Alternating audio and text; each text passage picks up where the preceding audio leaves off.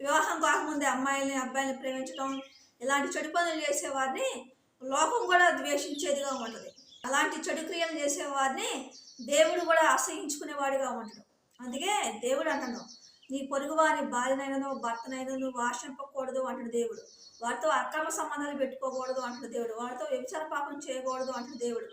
మంది భర్తలు చచ్చిపోయేవారుగా ఉంటారు, భార్యలు చచ్చిపోయేవారుగా ఉంటారు. అలాంటి వారిని ఏమంటాడు దేవుడు, ఒకవేళ భర్త చచ్చిపోయింది అనుకోండి, ఆ స్త్రీ ఏం చేయాలంట, పరాయి పురుషుల్ని చూడకుండా వివాహం చేసుకునేదిగా ఉండాలంట.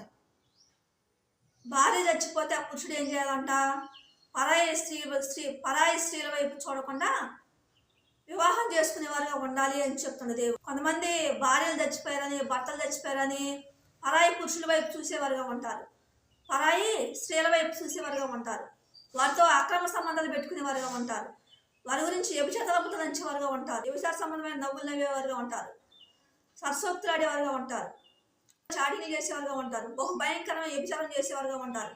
అనేక మంది స్త్రీలతో, అనేక మంది పురుషులతో అక్రమ సంబంధాలు పెట్టుకునేవారుగా ఉంటారు. దేవుడు అంటాడు, అలాంటి ప్రవర్తన దేవునికి అసహ్యాన్ని పుట్టించుదంట. అలాంటి ప్రవర్తన దేవునికి ఇష్టం ఉండదంట. మనుషులకే, మనం ఈ లోకంలో పాపం చేసే వరంగా ఉంటే మనుషులకి అసహ్యం వేస్తూ ఉంటుంది. మనం ఈ లోకంలో పాపం చేసే వరంగా ఉంటే భర్త చనిపోయినా కానీ, భార్య చనిపోయినా కానీ, వేరే పురుషులతో, వేరే స్త్రీలతో అక్రమ సంబంధాలు పెట్టుకున్నప్పుడు, అనేక రకమైన పాపాలు చేసినప్పుడు, వారితో వ్యభిచారం చేసే వరంగా ఉంటే ఈ లోకంలో మనుషులకి అసహ్యం వేస్తూ ఉంటుంది. మన గురించి చెడుగా మాట్లాడుకునేవారుగా ఉంటారు, మనం మంచివారం కాదనే వారుగా ఉంటారు. అలాగే దేవుని దృష్టిలో కూడా మన ప్రవర్తన మంచిగా లేకపోతే, మన క్రియలు మంచిగా లేకపోతే దేవునికి కూడా అసహ్యం వేసిద్దంట. అందుకే